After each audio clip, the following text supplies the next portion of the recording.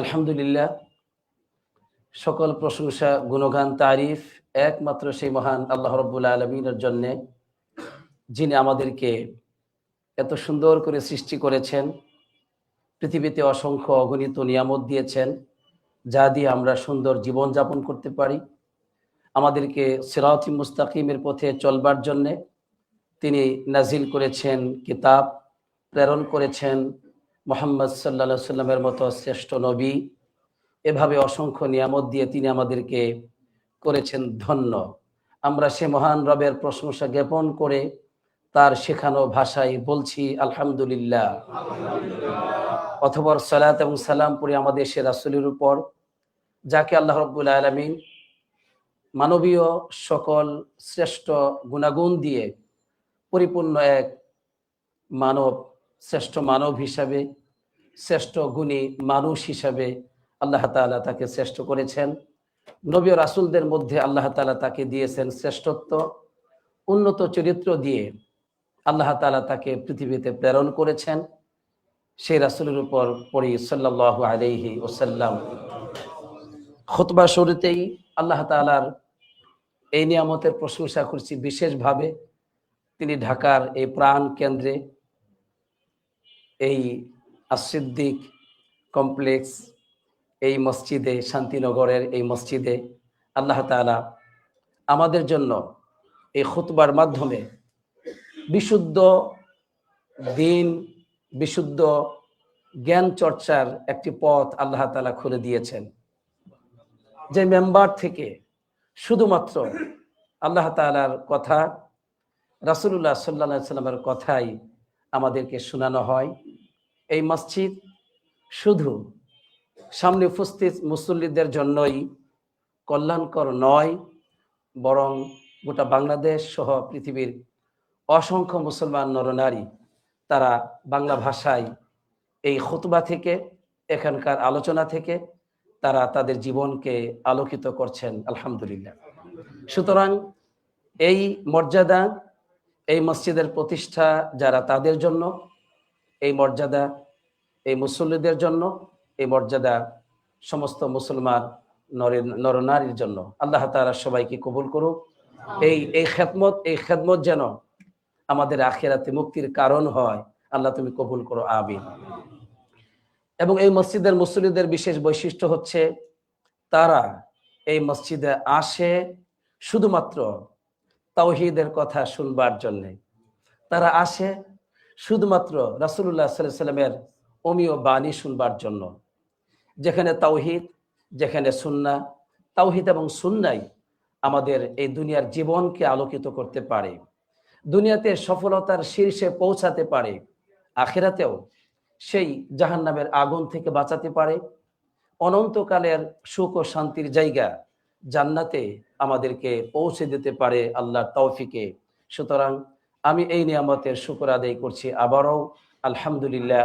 আল্লাহুম্মা লাকাল হামদু ওয়া লাকাশ শুকর। আজকে আমার যে বিষয়টি, সেটা হচ্ছে আমাদের জীবনের লক্ষ্য হওয়া উচিত আল্লাহর বান্দা হওয়া। আমাদের জীবনের লক্ষ্যটা কি হওয়া উচিত? আল্লাহর বান্দা হওয়া।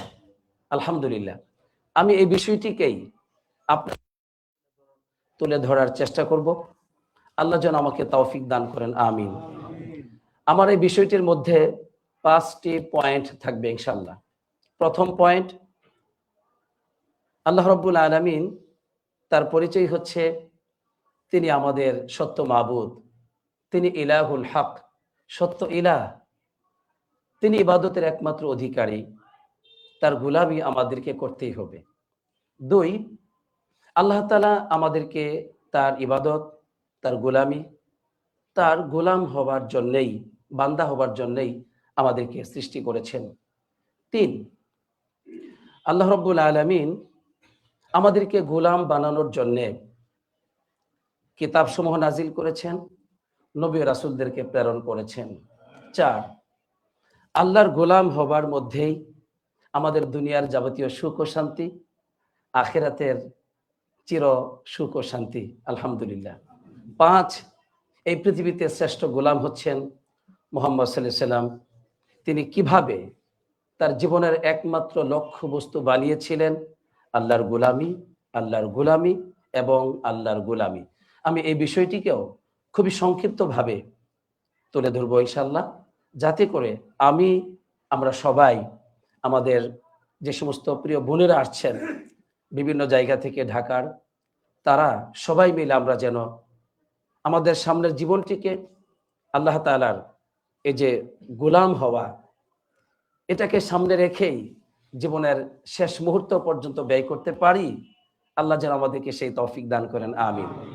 তাহলে চলুন এবার প্রতিটি পয়েন্টের উপর আমরা কথা বলি।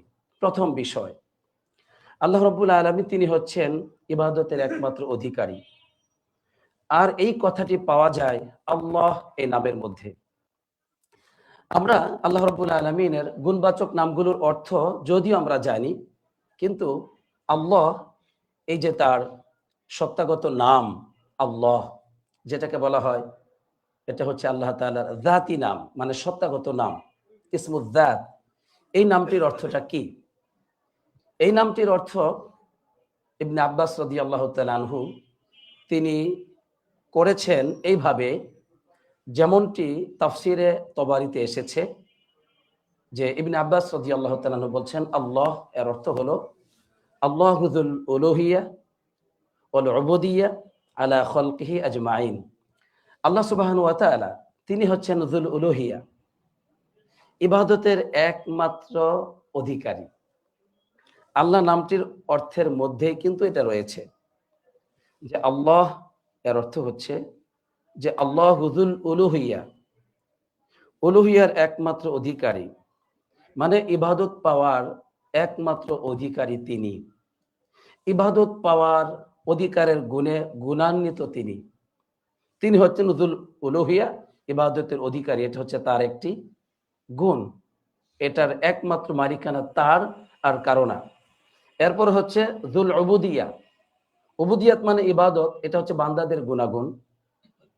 বান্দারা সকলেই একমাত্র আল্লাহর ইবাদত করবে, আর এই ইবাদতটি পাবেন কে? যুল উবুদিয়া, আল্লাহই পাবেন, আর কেউ না। সুবহানাল্লাহ। আলা খালকিহি আজমাইন, সকল মাখলুকাতের, সকল সৃষ্টিকুলের ইবাদতের একমাত্র অধিকারী, একমাত্র মালিক আল্লাহ। এই অর্থটি ইবনে আব্বাস রাদিয়াল্লাহু তাআলা আনহু করেছেন। আল্লাহ নামের মধ্যে এটাই পাওয়া যায়। এজন্য আল্লাহ রাব্বুল আলামিনকে কেউ যদি বলে আল্লাহ, কোনো লাভ নেই যদি সে আল্লাহর ইবাদত না করে। এজন্য আরবের লোকেরা আল্লাহ তাআলাকে বলেছিল আল্লাহ সৃষ্টিকর্তা, আল্লাহ জীবনদাতা, মৃত্যুদাতা, রিজিকের একমাত্র মালিক। তারা মুক্তি পায়নি, কারণ তারা আল্লাহর ইবাদত করে নাই। এজন্য তাদেরকে প্রশ্ন করা হয়েছিল। আল্লাহ বলেছিলেন আপনি তাদেরকে বলুন, মান খালাকাস সামাওয়াতি ওয়াল আরদ, আকাশ এবং জমিনকে সৃষ্টি কে করেছেন? লা ইয়াকুলুনা আল্লাহ। আল্লাহ বলছেন আরবের মুশরিকরা সবাই বলবে কেবলমাত্র শুধুমাত্র এক আল্লাহ। তাহলে আল্লাহকে তারা সৃষ্টিকর্তা রূপে মেনে নিয়েছিল, আকাশ এবং জমিনের মালিক বলে মেনে নিয়েছিল, ইউদাব্বিরুল আমর, সকল কার্যের পরিচালক আল্লাহ মেনে নিয়েছিল। তাহলে তারপরেও কেন তাদের সাথে নবী করিম সাল্লাল্লাহু আলাইহি ওয়াসাল্লাম বদরের যুদ্ধে অংশগ্রহণ করলেন তাদের বিরুদ্ধে? কেন মুহাম্মদ সাল্লাল্লাহু আলাইহি ওয়াসাল্লাম উহুদের প্রান্তে তাদের সাথে যুদ্ধ করলেন? তাদেরকে মুসলমান হিসাবে কেন রাসূলুল্লাহ সাল্লাল্লাহু আলাইহি ওয়াসাল্লাম স্বীকৃতি দিলেন না? কারণ তারা শুধু আল্লাহকে আল্লাহ বলেছিল, কিন্তু আল্লাহর নামের যে দাবি, যে জন্য আল্লাহ তাআলা আমাদেরকে সৃষ্টি করেছেন, যেটা দ্বিতীয় পয়েন্টে আসবে, সেটা কিন্তু তারা মানে নাই। এই জন্য তারা মুশরিক, তারা কাফের, তারা চির জাহান্নামী, নাউযুবিল্লাহ। সুতরাং আল্লাহ রাব্বুল আলামিনকে আমরা সত্যি যদি বুঝি, মানি, সেটা হচ্ছে তিনি যুল উলুহিয়া, তিনি ইবাদতের একমাত্র অধিকারী, দাসত্ব ও প্রভুত্বের একমাত্র মালিক। সকল মাখলুকাত যত ইবাদত করবে তার একমাত্র মালিক, একমাত্র ইবাদতের অধিকারী আল্লাহ। শুধুমাত্র মানুষ আল্লাহর ইবাদত করে এমনটি নয়, জিন আল্লাহর ইবাদত করে, ফেরেশতাগণ আল্লাহর ইবাদত করে, অন্যান্য যত মাখলুকাত আছে, আল্লাহ বলছেন ইউসাব্বিহু লাহু মা ফিস সামাওয়াতি ওয়া মা ফিল আরদ, আকাশে এবং জমিনে যা কিছু আছে সবকিছুই আল্লাহ তাআলার পূত পবিত্রতা, তার গুণগান, তার গুণকীর্তন বর্ণনা করে আলহামদুলিল্লাহ। এবং আল্লাহ বলছেন সবকিছু আমাকে সেজদা দেয়। তুমি কি গভীরভাবে লক্ষ্য করে দেখো না আলাম তারা আন্নাল্লাহা ইয়াসজুদু লাহু মান ফিস সামাওয়াতি ওয়া মান ফিল আরদ, আকাশে জমিনে যা কিছু আছে সবকিছু আল্লাহ রাব্বুল আলামিনকে সিজদা দেয়। ওয়াশ শামসু ওয়াল কমার ওয়ান নুজুম ওয়াল জিবাল ওয়াশ শাজারু ওয়াদ দাওয়াবু ওয়া কাসীরুম মিনান নাস, ওই যে আকাশের সূর্য, চন্দ্র, এই পৃথিবীর পাহাড় পর্বতমালাগুলো এবং এই যে বৃক্ষরাজি তরুলতা যা কিছু আছে এই সব কিছু অদ্দাওয়াব, চতুষ্প জন্তুগুলো পর্যন্ত আল্লাহ রাব্বুল আলামিনকে সিজদা দেয়, যে সাক্ষ্য আল্লাহ তাআলা দিচ্ছেন আলহামদুলিল্লাহ। ওয়া কাসীরুম মিনান নাস, মানুষের মধ্যে অসংখ্য মানুষ আল্লাহ তাআলাকে সিজদা দেয়। এরপরেই বলেছেন ওয়া কাসীরুন হাক্কু আলাইহিল আযাব, অসংখ্য মানুষ রয়েছে যাদের উপর আল্লাহ তাআলার আযাব অবধারিত, নাউজুবিল্লাহ। কেন আযাব অবধারিত? ওই যে আল্লাহ তাআলা যুল উলুহিয়া, ইবাদতের একমাত্র অধিকারী, দাসত্বের একমাত্র মালিক, এই কাজটি তারা করে নাই, আল্লাহর এই অধিকারটুকু তারা আদায় করে নাই। এজন্য আল্লাহ বলেছেন যে পশু পাখি জীবজন্তু যা কিছু আছে সবকিছু আমাকে সেজদা দিলেও মানুষের মধ্যে অনেক মানুষ আছে যারা আমাকে সেজদা দেয় না, আর এজন্যই আমি তাদেরকে আযাব দিব, নাউজুবিল্লাহ। আমি এই বিষয়ে লম্বা করব না, যেহেতু বিষয় হচ্ছে 5টি। তাহলে প্রথম যে আল্লাহ রাব্বুল আলামিন তিনি হচ্ছেন ইবাদতের একমাত্র অধিকারী, যেই কথাটি আল্লাহ নামের মধ্যে রয়েছে, যেই কথাটি রয়েছে ইলাহ নামের মধ্যে, লা ইলাহা ইল্লাল্লাহ। ইসলাম গ্রহণ করার জন্য যে কালিমাটি আমাদেরকে পড়ানো হয় সেটা হচ্ছে লা ইলাহা ইল্লাল্লাহ, আল্লাহ ছাড়া সত্য কোনো ইলাহা নেই। ওই যে সত্য কোনো ইলাহা নেই, সত্য কোনো মাবুদ নেই, ওই যে ইলাহ, ইলাহ মানে যুল উলুহিয়া, এই ইলাহ নামের মধ্যে যে গুণটি আছে সেটা হচ্ছে সিফাতুল উলুহিয়া, ইবাদতের একমাত্র অধিকারী আল্লাহ। আর এই কথাটি আমাদেরকে শেখানো হয়। তাহলে এবার আমরা জেনে গেলাম যে আল্লাহ রাব্বুল আলামিন তিনি হচ্ছেন আমাদের ইলাহ, আমাদের আল্লাহ, তিনি হচ্ছেন যুল উলুহিয়া, ইবাদতের একমাত্র অধিকারী, তিনি হচ্ছেন যুল উবুদিয়া, বান্দারা সমস্ত মাখলুকাত যত ইবাদত করবে তার একমাত্র মালিক আল্লাহ। এটা আমরা জেনে গেলাম আলহামদুলিল্লাহ। এবার দ্বিতীয় পয়েন্ট, আমাদেরকে আল্লাহ তাআলা কেন সৃষ্টি করেছেন? এটা খুব সহজ, সবাই আমরা জানি। ওমা খলাকতুল জিন্না ওয়াল ইনসা ইল্লা লিয়াবুদুন, আমি জিন এবং মানুষকে সৃষ্টি করেছি শুধুমাত্র আমার ইবাদতের জন্য। ইল্লা লিয়াবুদুন, শুধুমাত্র আমার ইবাদতের জন্য, আর কারো জন্য নয়, আর কোনো কারণ নেই। তারা আমার গোলাম, আমার ইবাদত করবে। আত-তাযাল্লুল ওয়াল খুদু, ইবাদতের অর্থ তারা বিনয়ী হবে আমার সামনে, তারা নত হবে আমার সামনে। নতি স্বীকার করাই হচ্ছে তাদের একমাত্র কাজ, এখানে তাদের শ্রেষ্ঠত্ব। সুতরাং আমাদেরকে আল্লাহ তাআলা ইবাদতের জন্য সৃষ্টি করেছেন। আর ইবাদত যদি আপনি করেন এককভাবে, শুধুমাত্র তার সাথে কাউকে শরীক না করেন, আপনি আমি মুক্তি পেয়ে যাব। এই জীবন মুক্তি পাবে, অনন্তকালের আযাব থেকে মুক্তি পাবে, অনন্তকালের সুখ ও শান্তির জায়গা জান্নাতে প্রবেশ করতে পারবে। শুনুন আল্লাহ নবী সাল্লাল্লাহু আলাইহি ওয়াসাল্লাম এই কথাটি কিভাবে তিনি বুঝিয়েছেন। মুআয বিন জাবাল রাদিয়াল্লাহু তাআলা আনহু নবী করিম সাল্লাল্লাহু আলাইহি ওয়াসাল্লামের গাদার পিছনে বসা ছিলেন। হাদিসটি সহিহ মুসলিমে এসেছে। তখন আল্লাহ নবী সাল্লাল্লাহু আলাইহি ওয়াসাল্লাম তাকে বললেন, ইয়া মুআয, আতাদরি মা হাক্কুল্লাহি আলাল ইবাদ, তুমি কি জানো আল্লাহর কি হক রয়েছে বান্দাদের উপর? ওমা হাক্কুল ইবাদি আলাল্লাহ, আল্লাহর কি হক রয়েছে, কি বলে বান্দাদের কি হক রয়েছে আল্লাহ তাআলার উপর। এখানে দুটো হক, আল্লাহর কি হক রয়েছে বান্দাদের উপর, বান্দাদের কি হক রয়েছে আল্লাহর উপর। মুআয বিন জাবাল রাদিয়াল্লাহু তাআলা আনহু বললেন, আল্লাহু ওয়া রাসূলুহু আলাম, আল্লাহ এবং তার রাসূল অধিক ভালো জানেন। এটা ছিল সাহাবায়ে কেরামদের আদব মা রাসূল সাল্লাল্লাহু আলাইহি ওয়াসাল্লাম।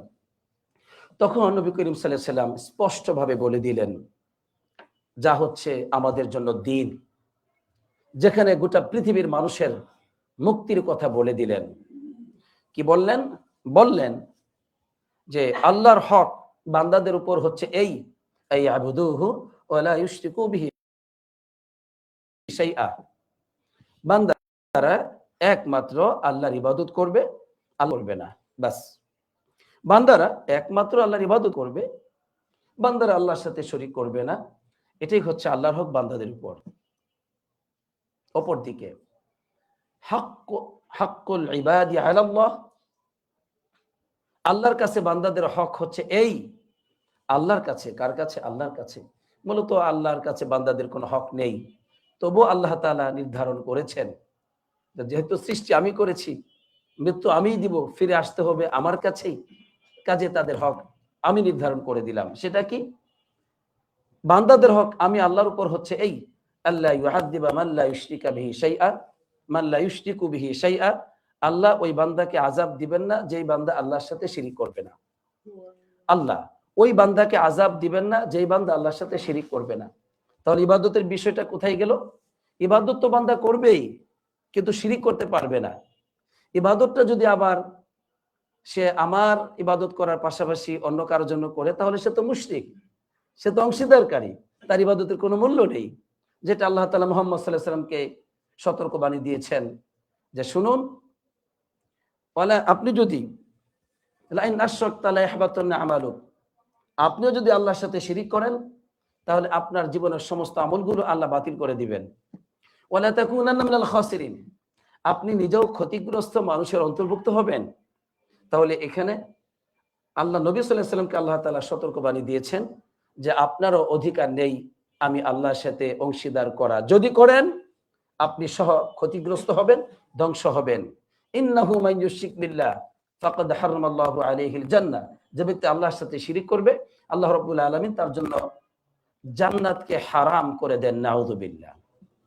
সুতরাং আল্লাহ তাআলার কাছে বান্দাদের হক হচ্ছে এই, আল্লাহ ওই বান্দাকে আযাব দিবেন না যেই বান্দা আল্লাহর সাথে শিরিক করবে না।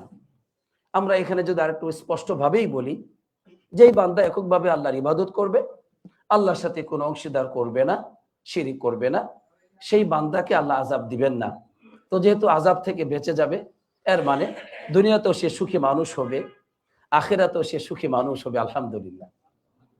আর যদি সে শিরিক করে আল্লাহর সাথে, দুনিয়াতেও তার ব্যক্তি জীবনে আযাব আল্লাহ দিবেন, তাকে পারিবারিক জীবনে আযাব দিবেন, তাকে আল্লাহ তাআলা অর্থনৈতিক জীবনে আযাব দিবেন, আল্লাহ তাআলা তাকে সামাজিক জীবনে এবং রাষ্ট্রীয় জীবনেও আযাব দিবেন। এটা হচ্ছে ছোট ছোট আযাব, যা আল্লাহ তাআলা বলেছেন ওয়ালা নুযীকান্নাহুম মিনাল আযাবিল আদনা দুনাল আযাবিল আকবার লাআল্লাহুম ইয়ারজিউন, আমি মানুষকে অবশ্যই ছোট ছোট আযাব দিব বড় আযাব দেবার আগেই, যাতে করে মানুষ আল্লাহর দিকে ফিরে আসে। তাহলে বোঝা গেল আল্লাহর আযাব থেকে মুক্তির পথ হচ্ছে এক আল্লাহর ইবাদত করা, যে জন্য আল্লাহ তাআলা আমাদেরকে সৃষ্টি করেছেন, যেটা হচ্ছে আল্লাহ একমাত্র অধিকারী। আর আল্লাহর আযাব থেকে মুক্তির পথ হচ্ছে আল্লাহর সাথে অংশীদার করা থেকে, শিরিক করা থেকে মুক্ত হওয়া, আলহামদুলিল্লাহ। তাহলে দ্বিতীয় নম্বর পয়েন্টে আমরা যেটা জানলাম সেটা হচ্ছে আল্লাহ তাআলা আমাদেরকে একমাত্র তার সৃষ্টি করেছেন, পাশাপাশি আল্লাহর সাথে শরীক করা থেকে আমাদেরকে সতর্ক করেছেন, আলহামদুলিল্লাহ। সুতরাং আমার জীবনের লক্ষ্য হচ্ছে একমাত্র আল্লাহর গোলামি করা। সুতরাং আল্লাহ তাআলা আমাকে সৃষ্টি করেছেন একমাত্র তার গোলামি করবার জন্যই। আর আল্লাহর পরিচয় হচ্ছে তিনি একমাত্র ইবাদতের মালিক, একমাত্র ইবাদতের মালিক, তাই ইবাদতকে তিনি পছন্দ করেন, আলহামদুলিল্লাহ। গোটা কোরআনে আপনি অসংখ্য অগণিত ইবাদত পাবেন, হাদিসও পাবেন। আল্লাহ সেই ইবাদতগুলোকে ভালোবাসেন। যেমন আল্লাহ বলছেন ইন্নাল্লাহা ইউহিব্বুল মুত্তাকিন, মুত্তাকিন বান্দাদেরকে আল্লাহ ভালোবাসেন। ইন্নাল্লাহা ইউহিব্বুস সাবিরিন, ধৈর্যশীল বান্দাদেরকে আল্লাহ তাআলা ভালোবাসেন। ইন্নাল্লাহা ইউহিব্বুত তাওয়াবিন, তওবাকারীদেরকে, যারা আল্লাহর দিকে ফিরে আসে, সমস্ত পাপ, পঙ্কিলতা, অন্যায়, অশ্লীলতাকে পরিত্যাগ করে একমাত্র আল্লাহর দিকে ফিরে আসে, ইউহিব্বুত তাওয়াবিন, ওই তওবাকারী বান্দাদেরকে আল্লাহ তাআলা ভালোবাসেন, আলহামদুলিল্লাহ। এভাবে অসংখ্য ইবাদতের কথা আপনি পাবেন যে আল্লাহ ভালোবাসেন। আপনি আল্লাহকে ভয় করেন, তাহলে কি হবে? আল্লাহ বলছেন ফামান খাফা মাকামা রাব্বিহি ওয়া নাহান নাফসা আনিল হাওয়া ফাইনাল জান্নাতা হিয়াল মাওয়া, যে ব্যক্তি তার রবের সামনে দাঁড়ানোকে ভয় করে এবং সে তার প্রবৃত্তির অনুসরণ থেকে বিরত থাকে, তাহলে কি হবে? তার জন্যই তো হচ্ছে জান্নাত, আলহামদুলিল্লাহ। তো আল্লাহ তাআলা এভাবে ইবাদতকে ভালোবাসেন, কারণ তিনি যুল উলুহিয়া, ইবাদতের একমাত্র অধিকারী। এটাই হচ্ছে তার পরিপূর্ণ গুণ, এটা হচ্ছে তার পরিপূর্ণ একটি পরিচয়, তিনি ইবাদতের অধিকারী। তাই বান্দাদেরকে ইবাদতের জন্য সৃষ্টি করেছেন। সুতরাং বান্দাদের উচিত হচ্ছে আল্লাহর ইবাদত করা। যদি বান্দারা একমাত্র আল্লাহর ইবাদত করে, তাহলে তারা তাদের লক্ষ্যটা ঠিক করে নিল যে আমাকে যে জন্য বানানো হয়েছে আমি সেই কাজটি করলাম, আলহামদুলিল্লাহ। আপনিও তো তাই করবেন। মোবাইলটা যদি না চলে আপনি এটাকে ফেলে দিবেন। একটি খাদ্য যদি দুর্গন্ধ হয়ে যায়, আপনার স্বাস্থ্যের জন্য যদি কাজেই না লাগে, আপনিও ফেলে দিবেন। একটা গাড়ি যদি আপনাকে আপনার লক্ষ্য বস্তুতে পৌঁছাতে সহায়ক না হয়, আপনিও গাড়িটি বিক্রি করে দিবেন অথবা এটাকে ফেলে দিবেন। আপনার আল্লাহ সৃষ্টি করেছেন আল্লাহর গোলামির জন্য। যদি আপনি আল্লাহর গোলামি নাই করেন, তাহলে আপনাকে আল্লাহ তাআলা জান্নাতের আশেপাশে রাখবেন না, তিনি আপনাকে খারাপ জায়গাতে রেখে দেবেন, যেটা হচ্ছে জাহান্নাম। আমি যদি আরো একটু স্পষ্ট করে বলি, তাহলে এভাবে বলতে পারি, আমরা এত দামি দামি খাবার, আমাদের জীবনের সবচেয়ে খুব পরিষ্কার জিনিস আমরা যেটা খেতে চাই সেটা হচ্ছে খাবার। কাপড় চোপড়ের চাইতো কাপড় চোপড় একটু কয়েকদিন ধৌত না করা হলেও আমরা পরি, কিন্তু খাবারটা যদি একটু খারাপ হয় এটা আমরা কেউ খেতে চাই না। আচ্ছা, তাহলে এত দামি খাবার খাবার পর যখন এটা ময়লা আবর্জনায় পরিণত হয় আমাদের পেটে যাবার পর, ওই ময়লাটা আমরা কোথায় রাখি? নিশ্চয়ই যে কোনো জায়গায় নয়, সুনির্দিষ্ট জায়গায়, যেটা একেবারে শহরের বাইরে আস্তে আস্তে চলে যায়। তাহলে বিষয়টা হচ্ছে আপনার তাই আমার তাই, আল্লাহ আমাদেরকে সৃষ্টি করেছেন তার ইবাদতের জন্য। যদি আপনি ইবাদত করেন আলহামদুলিল্লাহ, তাহলে আল্লাহ যেটা চেয়েছেন, যেটা পছন্দ করেছেন, তিনি যুল উলুহিয়া, ইবাদতের অধিকারী, তাহলে আপনি সেই কাজ করলেন, আপনাকে তিনি সম্মান দিবেন, সুখ দিবেন, শান্তি দিবেন, সবই দিবেন। আপনাকে জাহান্নামের আগুনে পড়বেন না, সাহায্য করবেন। তো অতএব যদি আপনি ইবাদত না করেন, তাহলে ওই যে ফাদখুলি ফি ইবাদি, আমার ইবাদতে প্রবেশ করো, আর ওয়াদখুলি ফি জান্নাতি, আমার জান্নাতে প্রবেশ করো। ইবাদত নেই, ইন্নাল্লাযীনা ইস্তাকবিরুনা আন ইবাদাতি সায়াদখুলুনা জাহান্নামা দাখিরিন। যারা আমার ইবাদতের ক্ষেত্রে অহংকার করবে, অচিরেই অপমানিত লাঞ্ছিত অবস্থায় তারা জাহান্নামে প্রবেশ করবে, নাউজুবিল্লাহ। তাহলে আমরা দ্বিতীয় নম্বর পয়েন্টে যেটা বুঝলাম সেটা হচ্ছে এই, আল্লাহ আমাদেরকে তার ইবাদতের জন্য সৃষ্টি করেছেন, আলহামদুলিল্লাহ। তাহলে প্রথম পয়েন্টের সাথে এই পয়েন্টটি খুব মিল, সেটা হলো আল্লাহ ইবাদতের অধিকারী, তাই আমাদেরকে ইবাদত করার জন্য সৃষ্টি করেছেন, আলহামদুলিল্লাহ। এবার আসুন, আল্লাহ রাব্বুল আলামিন সেই ইবাদতটি আমরা কিভাবে করব, ইবাদত কাকে বলা হয়, কোন জিনিসকে ইবাদত বলা হয়, সেটা শিখানোর জন্যই কিতাব সমূহ নাজিল করেছেন এবং নবী রাসূল প্রেরণ করেছেন। আমাদের কিতাবের নাম হচ্ছে আল কোরআনুল কারীম, আমাদের নবীজির নাম হচ্ছে মুহাম্মদ সাল্লাল্লাহু আলাইহি ওয়াসাল্লাম। তিনি আমাদেরকে কি শিখিয়েছেন? তিনি আমাদেরকে শিখিয়েছেন, বলেছেন যে তোমরা কি করো, আমার অনুসরণ করো, তোমরা আমার পথে চলো। কুল ইন কুনতুম তুহিব্বুনাল্লাহ, তোমরা যদি আল্লাহ রাব্বুল আলামিনকে সত্যি ভালোবাসো, যিনি তোমাদেরকে সৃষ্টি করেছেন, তাহলে ফাত্তাবিউনি, আমার অনুসরণ করো। আর আমার অনুসরণ যদি করো তাহলে আল্লাহ তোমাদেরকে ভালোবাসবেন, আলহামদুলিল্লাহ। এবং ওয়াগফির লাকুম যুনুবাকুম, তোমাদের গুনাহগুলোকে আল্লাহ রাব্বুল আলামিন মাফ করে দিবেন। তো অতএব নবী করিম সাল্লাল্লাহু আলাইহি ওয়াসাল্লামকে পাঠিয়েছেন কেন? আমাদেরকে ইবাদত শিক্ষা দেওয়ার জন্য। আমরা এই কথাটিকে আরো স্পষ্টভাবে বোঝাতে পারি যে কোরআনটা আল্লাহ তাআলা নাযিল করেছেন কেন, শুনুন। আল্লাহ বলছেন যে কিতাবুন আনজালনাহু ইলাইকা লিতুখরিজান নাস মিনাজ যুলুমাতি ইলান নূর, যে আমি এই কিতাব নাজিল করেছি আপনার উপর যাতে করে আপনি কি করেন, এই লিতুখরিজান নাস, মানুষকে অন্ধকার পথ থেকে আপনি আলোর পথে নিয়ে যান, অন্ধকার পথ থেকে তাদেরকে যেন আপনি আলোর পথ দেখান। এখানে অন্ধকার পথ হচ্ছে আশিরকু বিল্লাহ, আল্লাহর সাথে শিরিক করা, আল্লাহর ইবাদত থেকে মুক্ত হওয়া, এটাই হচ্ছে অন্ধকার পথ। আর আলোর পথ হচ্ছে আল ইবাদাহ লিল্লাহ, একমাত্র আল্লাহর ইবাদত করা তথা তাওহীদের পথ। একমাত্র আল্লাহর ইবাদতের পথ হচ্ছে আলোর পথ।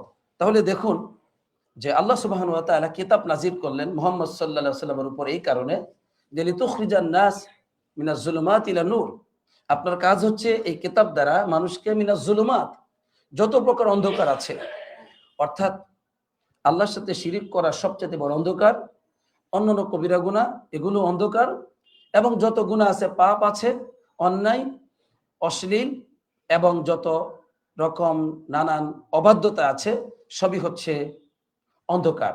সকল প্রকার অন্ধকার থেকে আপনি মানুষকে বের করে তাদেরকে ইলা নূর, নূরের দিকে নিয়ে যাবেন, নূরের দিকে বের করবেন। নূরটা হচ্ছে আলো, এর মানে আল্লাহর ইবাদতটাই হচ্ছে আলো, এক আল্লাহর দিকে ফিরে আসাটাই হচ্ছে আলো, আল্লাহর দাসত্ব করাটাই হচ্ছে আলোর পথ। আলহামদুলিল্লাহ। তাহলে কিতাব নাজিল করলেন আমাদের প্রতি অনুগ্রহ করে ইবাদত শিখানোর জন্য।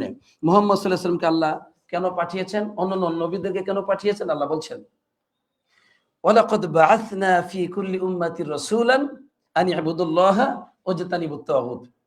আপনার পূর্বে যত নবী রাসূল এসেছিল, ওয়ালাকাদ বাআসনা ফি কুল্লি উম্মাতির রাসূলা, আমি প্রতিটি জাতির কাছে আমি রাসূল প্রেরণ করেছি। কেন?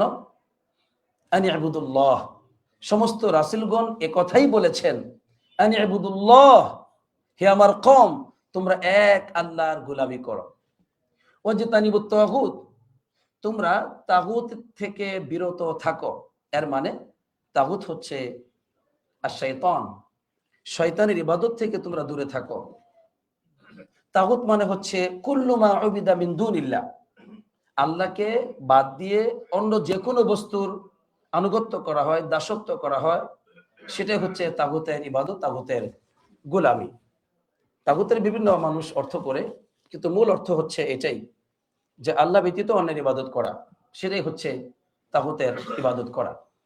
তো এখানে যে বিষয়টা আমরা জানলাম সেটা হচ্ছে এই যে আল্লাহ রাব্বুল আলামিন এই মানব জাতিকে ইবাদত শুধুমাত্র আল্লাহর জন্য ব্যয় করতে হবে, একমাত্র আল্লাহর ইবাদত করতে হবে, সেটার জন্যই তিনি কিতাব সমূহ নাজিল করেছেন, নবী রাসূলদেরকে প্রেরণ করেছেন। আলহামদুলিল্লাহ। যাতে করে কোনোভাবেই মানুষের এই যে জীবনের লক্ষ্য বস্তু একমাত্র আল্লাহর গোলাম হওয়া, সেখান থেকে তাদের জন্য পদস্খলন না ঘটে।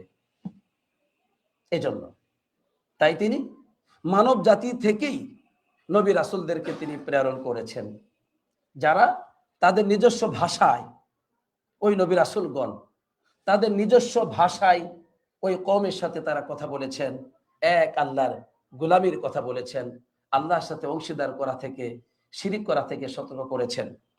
এজন্য মানুষের অবস্থাটা হচ্ছে কি জানেন? মানুষ হয়তো এক আল্লাহর ইবাদত করবে, না হয় সেই শয়তানের ইবাদত করবে, দ্বিতীয় কোনো মধ্যখানে জায়গা নেই। ভালো করে বুঝতে হবে এই পয়েন্ট।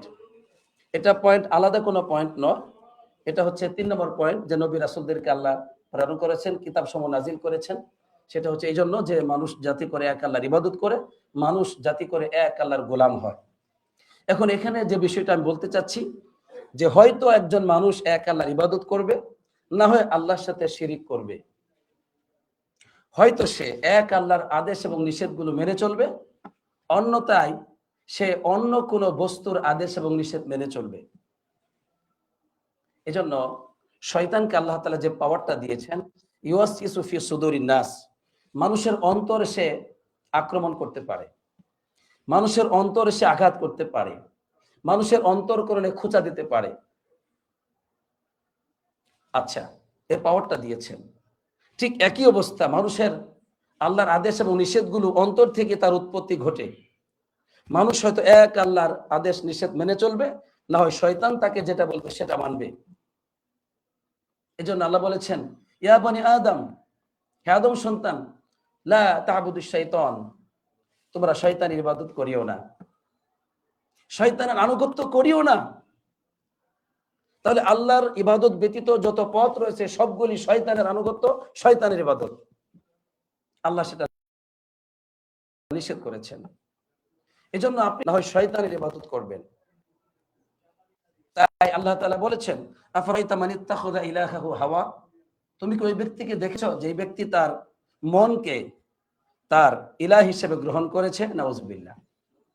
আল্লাহ তাআলা হচ্ছেন ইলাহ, তিনি হচ্ছেন এমন ইলাহ, তিনি হক, সত্য ইলাহ, সত্য মাবুদ, সত্য যুল উলুহিয়া, ইবাদতের একমাত্র অধিকারী। আর মিথ্যা যুল উলুহিয়া হচ্ছে শয়তান। মিথ্যা যুল উলুহিয়া আল্লাহ বলছেন এখানে তার মন, অর্থাৎ তার মন তাকে আদেশ এবং নিষেধ করে। বলে নামাজ কেন পড়ি না? মন চাই না। কি ভাই তোমাকে সিয়াম পালন করতে দেখি না, কেন করো না? বলছে ভালো লাগে না ভাই। কোরআন তেলাওয়াত কেন করো না? ভালো লাগে না এখন আর। ইসলাম থেকে বের হয়ে গেলে কেন গেলে? বা এখন আর ভালো লাগে না। তাহলে সে তার মন, এই মনের অনুসরণ করে ফজরের সময় নামাজের সময় ঘুমিয়ে থাকে। কারণটা কি? বলছে মন চেয়েছে। তাহলে এই মানুষটি, দুটো মানুষ, একটি মানুষ ফজরের সময় ঘুম থেকে উঠে মসজিদে এসে কেন আসলো? তাকে কোন জিনিস আদেশ করেছে? আল্লাহ। এজন্য সে সালাত আদায় করলো। ফজরের সময় একটি মানুষ ঘুমিয়ে চলছে, ঘুমের ঘরে কাটাচ্ছে দিনের পর দিন, সপ্তাহের পর সপ্তাহ, মাসের পরে মাস, বছর পর বছর। কোন জিনিস তাকে আদেশ করেছে? তার মন। এই মন হচ্ছে ইলাহ। এজন্য হাসান বসরি রহমাতুল্লাহ আলাইহি বলেছেন যে শাররু ইলাহিন আল হাওয়া, এই যে মানুষের প্রবৃত্তি, এটা হচ্ছে শাররু ইলাহিন উবিদা ফিল আরদ। এই পৃথিবীতে একটি নিকৃষ্ট ইলাহ, যা মানুষ, যেই মানুষ মনের ইবাদত করে, এই মনটা হচ্ছে একটি নিকৃষ্ট ইলাহ, শাররু ইলাহিন, নিকৃষ্ট ইলাহ, যার ইবাদত মানুষ এই পৃথিবীতে করে থাকে। নাউজুবিল্লাহ। সুতরাং আমরা যা জানলাম সেটা হচ্ছে নবী রাসূলদেরকে আল্লাহ প্রেরণ করেছেন যাতে করে সত্য ইলাহর ইবাদত আমরা করি। যদি আপনি নবী রাসূলদের সেই পথকে অবজ্ঞা প্রদর্শন করেন, তাহলে আপনি মিথ্যা ইলাহর ইবাদত করবেন। মিথ্যা ইলাহ হচ্ছে, একটা হলো আপনার মন, শয়তান। শয়তান আপনাকে পরিচালনা করবে, আপনার মন পরিচালনা করবে আপনাকে। আর এই পরিচালনার পথে চলতে চলতেই আপনি হবেন চির জাহান্নামী, চির জাহান্নামী, চির জাহান্নামী। নাউযুবিল্লাহ। তাহলে 3 নম্বর পয়েন্ট আমরা এখানে শেষ করলাম। 4th নম্বর পয়েন্ট হচ্ছে, যদি আমরা এক আল্লাহর ইবাদত করি, তাহলে আল্লাহ আমাদেরকে সুন্দর জীবন দিবেন দুনিয়াতে, আখিরাতে একটি সুন্দর জান্নাত দিবেন। আলহামদুলিল্লাহ। এ সম্পর্কে আল্লাহ রাব্বুল আলামিন বলেছেন, মান আমিলা সালিহাম মিন যাকারিন আও উনসা ওয়া হুয়া মুমিন ফালানুহয়িন্নাহু হায়াতান তাইয়্যিবা। কি চমৎকার আয়াত! সুবহানাল্লাহ। আল্লাহ তাআলা বলছেন, যে কোনো বান্দা, সে পুরুষ হোক অথবা নারী হোক, ঈমান আনার পর সে যদি ইবাদত করে, মান আমিলা সালিহান, সে যদি সৎ আমল করে, সৎ আমল মানে আল্লাহর ইবাদত করে। সৎ আমল হওয়ার জন্য দুটো শর্ত। একটি হচ্ছে এক, আল্লাহর সন্তুষ্টি থাকতে হবে ওই আমলের মধ্যে, ওই ইবাদতের মধ্যে। 2, সেই আমলটি হতে হবে নবী করিম সাল্লাল্লাহু আলাইহি ওয়াসাল্লামের সুন্নাহ মোতাবেক, তাহলে সেটা সৎ আমল হিসেবে গণ্য হয়। সেটাকে বলা হয় আমলে সালিহা, সৎ আমল। আমি আবারও বলছি, সৎ আমল হওয়ার জন্য দুটো শর্ত থাকতে হয়। একটি হচ্ছে সেই আমলটি আল্লাহর জন্য হওয়া লাগবে। 2, সেখানে নবীজির আদেশ, তরিকা, তার পদ্ধতি, সুন্নাহ থাকতে হবে, তাহলে সেটা সৎ আমল হিসেবে গণ্য হবে। আপনি যে কোনো ভালো আমলকেই সৎ আমল বলতে পারবেন না। এজন্য এটা আমাদেরকে বুঝতে হবে। এজন্য ইবাদত করলেই কবুল হবে, ইবাদত করলেই সেটা গ্রহণযোগ্য হবে, ইবাদত করলে আপনি দুনিয়াতে সুখী হতে পারবেন না। ইবাদত হতে হবে আল্লাহর জন্য, সেটা হবে সৎ আমল। আচ্ছা, আল্লাহ বলেছেন যে কোনো পুরুষ এবং নারী তারা যদি সৎ আমল করে ঈমান আনার পরে, আমি আল্লাহ ওয়াদা দিলাম। কি ওয়াদা? ফালানুহয়িন্নাহু হায়াতান তাইয়্যিবা। আমি অবশ্যই অবশ্যই নারীকে, ওই পুরুষকে আমি একটি সুন্দর পবিত্র জীবন, সুখময় জীবন দিব। সুবহানাল্লাহ।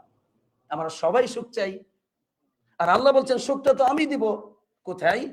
ওই যে আমি যুল উলুহিয়া, ইবাদতের একমাত্র অধিকারী। ওই যে আমি যে তোমাদেরকে সৃষ্টি করেছি আমার ইবাদতের জন্য। ওই যে আমি যে তোমাদের কাছে কিতাব নাজিল করেছি, নবী রাসূল প্রেরণ করেছি আমার ইবাদত শেখানোর জন্য। সুতরাং সুখটা আমিই দিব, যেহেতু সৃষ্টি আমিই করেছি। সুখের সৃষ্টিকর্তা আমি, তোমার সৃষ্টিকর্তা আমি, তোমার সুখের সৃষ্টিকর্তা আমি। আমি আল্লাহ তোমাকে বললাম, শোনো, তুমি যদি আমার গোলামি করো, একমাত্র তোমার জীবনের লক্ষ্য আমার সন্তুষ্টি, তোমার জীবনের লক্ষ্যবস্তু আমার সন্তুষ্টি বানাও, আমার গোলাম হওয়াটাই যদি তোমার জীবনের লক্ষ্যবস্তু হয়, আমি আল্লাহ ওয়াদা দিলাম, এই দুনিয়াতে তুমি যে সুখ চাও, শান্তি চাও, সম্মান চাও, সেটা আমি তোমাকে দান করব। সুবহানাল্লাহ। কিন্তু আজকে সুখের পথ হচ্ছে আল্লাহর অবাধ্যতা, সুখের পথ হচ্ছে পাপ, সুখের পথ হচ্ছে হত্যা, সুখের পথ হচ্ছে অন্যায়, সুখের পথ হচ্ছে আল্লাহর অবাধ্যতা, সুখের পথ হচ্ছে শয়তানের গোলামি, সুখের পথ হচ্ছে মনের প্রবৃত্তির বাস্তবায়ন। এগুলো সুখের পথ নয়, এগুলো চির জাহান্নামের পথ, এগুলো চির শয়তানের পথ, এগুলো হচ্ছে ধ্বংসের পথ, এগুলো ধ্বংস, এগুলো বিলীন হয়ে যাওয়ার পথ, এগুলো অস্তিত্ব বিলীন হয়ে যাওয়ার পথ। নাউজুবিল্লাহ। এজন্য আল্লাহর আনুগত্য ব্যতীত জীবনে যত সুখ অর্জন হবে, আল্লাহর ইবাদত ব্যতীত আল্লাহর অবাধ্য হয়ে শয়তানের গোলামি করে মনের পাবন্দি, মনের প্রবৃত্তির অনুসরণ করে এই পৃথিবীতে যে সুখ অর্জিত হয় সেটা সুখ নয়। সেটা বাহ্যিকভাবে আপনি হয়তো আপনার স্থূল এবং অল্প জ্ঞানের মাধ্যমে সেটাকে সুখ মনে করছেন, সেটা সুখ নয়, সেটা হচ্ছে আযাব, সেটা আযাব, সেটা আযাব। নাউজুবিল্লাহ। দুনিয়াতেও আযাব, আখিরাতেও আযাব। সুতরাং যদি আমরা সুখী হতে চাই তাহলে আল্লাহর ইবাদতের মধ্যেই আল্লাহ তাআলা সুখ রেখে দিয়েছেন, আলহামদুলিল্লাহ। এটা হলো 4 নম্বর পয়েন্ট। 5 নম্বর পয়েন্ট আমরা দ্বিতীয় খুতবায় বলবো ইনশাআল্লাহ। আমি যা বললাম এর উপর আমাকে এবং আমাদের সবাইকে বুঝবার ও আমল করার তৌফিক দান করুন, আমিন। আসসালাতু ওয়াসসালামু আলা নবিয়িনা মুহাম্মদ ওয়া আলা আলিহি ওয়া সাহবিহি আজমাইন।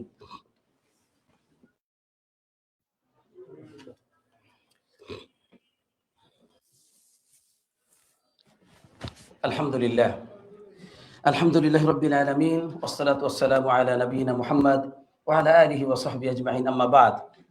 আমাদের পূর্বে কথা ছিল, আমরা সর্বশেষ পয়েন্ট 5 নম্বর পয়েন্টে যেটা বলবো সেটা হলো আমাদের নবী করিম সাল্লাল্লাহু আলাইহি সাল্লাম তিনি হলেন শ্রেষ্ঠ গোলাম। তার জীবনের একমাত্র লক্ষ্য বস্তু এটাই ছিল কিভাবে তিনি আল্লাহর গোলাম হবেন। আলহামদুলিল্লাহ, তার জীবনের প্রতিটি রাত, প্রতিটি দিন, তার জীবনের প্রতিটি মুহূর্ত ব্যয় করেছেন শুধুমাত্র কেবলমাত্র আল্লাহর গোলামের মধ্যেই। আলহামদুলিল্লাহ, আমরা যদি তাকাই তাহলে দেখতে পাবো যে আল্লাহ নবী সাল্লাল্লাহু আলাইহি ওয়াসাল্লাম তিনি যখন তায়েফের ময়দানে দাওয়াতি কাজ করতে গেলেন, সেখানে তিনি আক্রান্ত হলেন, বিভিন্ন রকম তার উপর আক্রমণ করা হলো, তার গা থেকে রক্ত জড়ানো হলো, তাকে পূর্ণ ক্ষমতা দেওয়া হলো একজন ফেরেশতাকে পাঠিয়ে। আপনি চাইলে পরে তায়েফবাসীকে দুটো পাহাড়ের ভিতরে একদম শেষ করে দেওয়া যেতে পারে, আপনি চান, শুধু তিনি চাননি। কারণ তার স্বপ্ন প্রতিশোধ গ্রহণ করা নয়, তার স্বপ্ন হচ্ছে আল্লাহ তাআলার সন্তুষ্টি অর্জন, আল্লাহর গোলাম হওয়া। এজন্য তিনি তার রবের গোলামীকে প্রাধান্য দিয়ে বললেন যে আমি এটা চাই না, বরং আরজু আইয়ুখরিজাল্লাহু মিন আসলাবিহিম ওয়া লা ইউশরিকু বিহি শাইআ। আমি আল্লাহর কাছে আশা করছি যে এই যে তায়েফবাসী যারা আমার যারা আমাকে পাথর দিয়ে আঘাত করেছে, আমাকে রক্তাক্ত করেছে, আমি আশা পোষণ করছি এদের বংশধর থেকে আল্লাহ তাআলা এমন সব মানুষের আবির্ভাব ঘটাবেন যারা এক আল্লাহর গোলামি করবে, আল্লাহর সাথে কাউকে শরীক করবে না। সুবহানাল্লাহ। কারণ তিনি পৃথিবীতে প্রতিশোধ গ্রহণ করার জন্য আসেননি, তিনি এসেছেন আল্লাহর গোলাম হওয়ার জন্য, আর মানুষকে আল্লাহর গোলাম বানানোর জন্যই। মানুষকে যদি ধ্বংসই করে দেওয়া, কারা আল্লাহর গোলাম হবে? আলহামদুলিল্লাহ।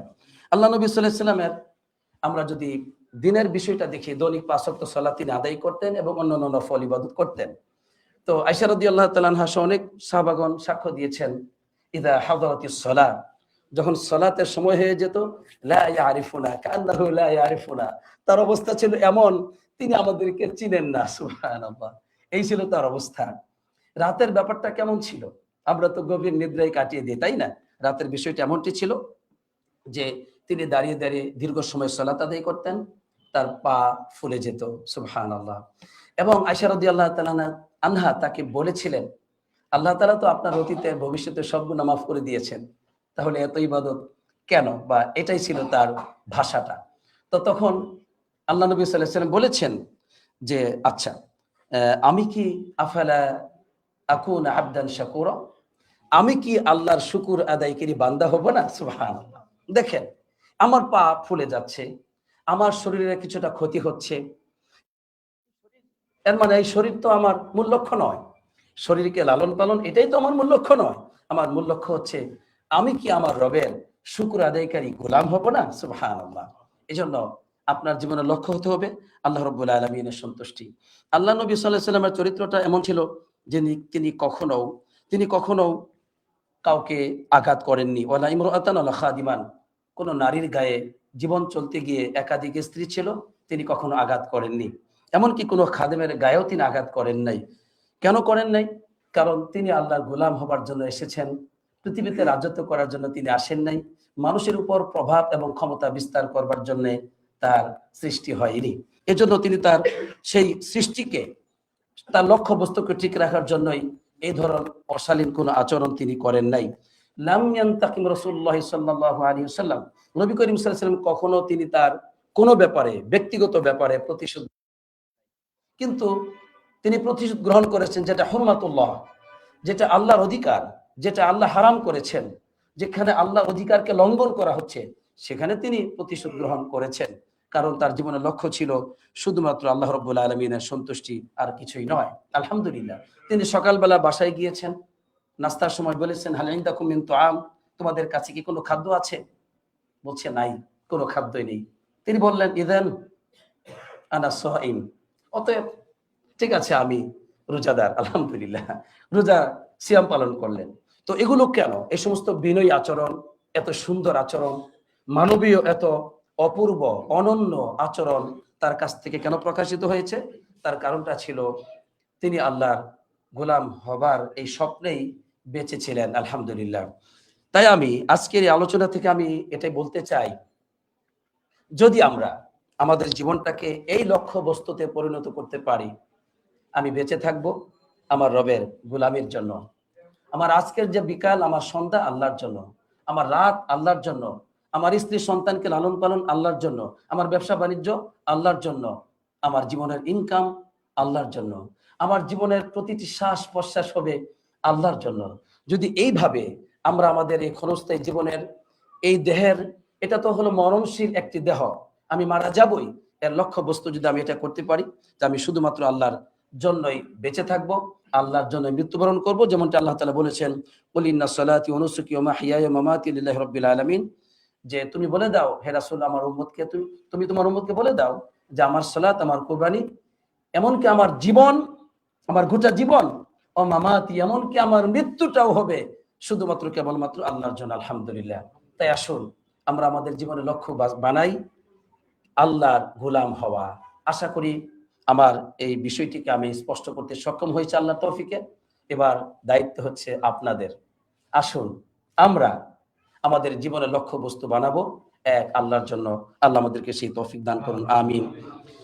এরপরে দোয়া করছি যারা অসুস্থ মানুষ আছেন তাদেরকে আল্লাহ যেন সুস্থতা দান করেন, আমিন। যারা মারা গেছেন আল্লাহ যেন তাদেরকে ক্ষমা করেন এবং জান্নাতবাসী করেন, আমিন। বিপদগ্রস্ত অসংখ্য মানুষ রয়েছে, আল্লাহ যেন তাদের বিপদকে আল্লাহ দূর করে দেন, আমিন। নির্যাতিত, নিপীড়িত, নিগৃহীত, বঞ্চিত অসংখ্য মুসলমান রয়েছে, আল্লাহ যেন তাদেরকে ওই নির্যাতন, জুলুম, অত্যাচার থেকে তাদেরকে হেফাজত করেন, আমিন। পাশাপাশি আরেকটা বিষয় আমি বলতে চাই, সেটা হলো আমরা সাধারণত বছরকে হিসাব করি জানুয়ারি থেকে নিয়ে ফেব্রুয়ারি পর্যন্ত, আবার রমজান থেকে আরেক রমজান পর্যন্ত, একটা বিভিন্ন একটা সময় আমাদের আসে। তো স্বাভাবিকভাবে যেহেতু এটা ডিসেম্বর মাস, আমাদের সামনে জানুয়ারি শুরু হচ্ছে, আমরা যদি একটু হিসাব করি যে আমরা এই বছরটি কি পরিমাণে সালাত আদায় করেছি, কি পরিমাণে কোরআন তেলাওয়াত করেছি, কি পরিমাণে আখিরাতের প্রস্তুতি গ্রহণ করেছি, কি পরিমাণ আল্লাহর গোলামি করেছি, আর কতটুকু শয়তানের গোলামি করেছি, একটু হিসাব নিকাশ তো দরকার আছে। কারণ ব্যবসায়ীরা তো সবাই হিসাব করে একটু। তো আমাদেরও একটা জীবন, এই জীবন তো একটা অর্জন, আলহামদুলিল্লাহ। প্রতিটি মুহূর্তে অর্জন করে যাচ্ছি, হয়তো পাপ অথবা নেকি, এই তো জীবন। সুতরাং এই জীবনটির একটা হিসাব কষা উচিত আমাদের। তাই আসুন আমরা আমাদের বিগত জীবনের একটা হিসাব নির্ণয় করে সামনের জীবনটা যেন আর একটু সুন্দর হয়, এটাও ডায়েরিতে লিখে রাখি। বাকি জীবনের লক্ষ্য, হে আল্লাহ যতদিন বাঁচিয়ে রাখো, যতগুলো শ্বাস এবং প্রশ্বাস আমানত হিসেবে তুমি দান করে থাকো, আলহামদুলিল্লাহ, সেটা যেন তোমার জন্যই হয়। জীবনের লক্ষ্য একটাই, সেটা হচ্ছে তোমার গোলাম হতে চাই। হে আল্লাহ তুমি সেই তৌফিক দান করো, আমিন। আল্লাহ রাব্বুল আলামিন আমাকে যা বলবার তৌফিক দিয়েছেন, আমার প্রিয় ভাইদেরকে, আমার প্রিয় বন্ধুদেরকে যা শুনবার তৌফিক দিয়েছেন, আমাদেরকে এর উপর জীবন গঠন করার তৌফিক দান করুন, আমিন। এই মসজিদকে আল্লাহ তাআলা তুমি কবুল করো, আমিন। এই মসজিদে যারা দান খয়রাত করছেন আল্লাহ তাদেরকে তুমি কবুল করো। যারা সালাত আদায় করে বিশুদ্ধ জ্ঞান এখান থেকে গ্রহণ করে গোটা দেশে যারা ছড়িয়ে দিচ্ছে, যারা এখান থেকে আলোকিত মানুষ হয়ে তাদের পরিবারকে আলোকিত করছে বিশুদ্ধ জ্ঞানের মাধ্যমে, হে আল্লাহ তাদেরকে তুমি কবুল করো, আমিন। আসসালাতু ওয়াসসালামু আলা নবিয়িনা মুহাম্মদ ওয়া আলা আলিহি ওয়া সাহবিহি আজমাইন।